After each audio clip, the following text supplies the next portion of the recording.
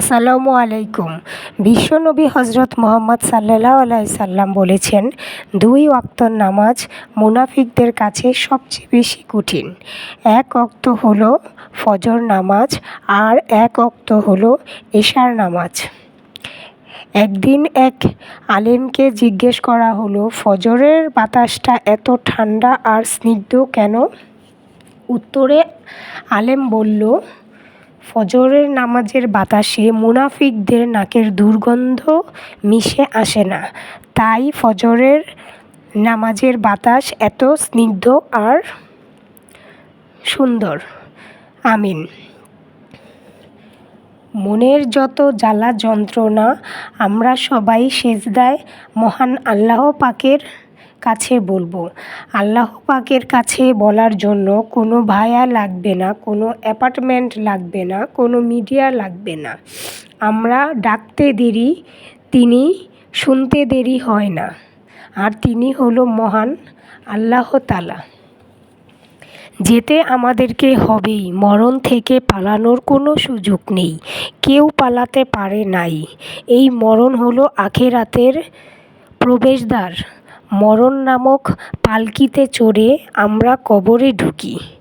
মরণ হলো প্রথম পর্ব, কবর হলো দ্বিতীয় পর্ব। আখিরাতে একটার পর একটা স্টেশন পার হতে হবে। প্রথম স্টেশনের নাম হলো কবর।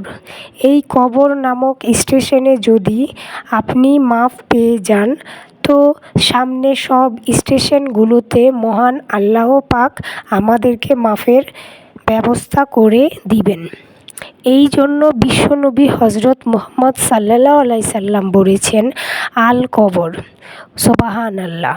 কবর হলো কারো জন্য জান্নাতের বাগান, আবার কবর হলো কারো জন্য জাহান্নামের গর্ত।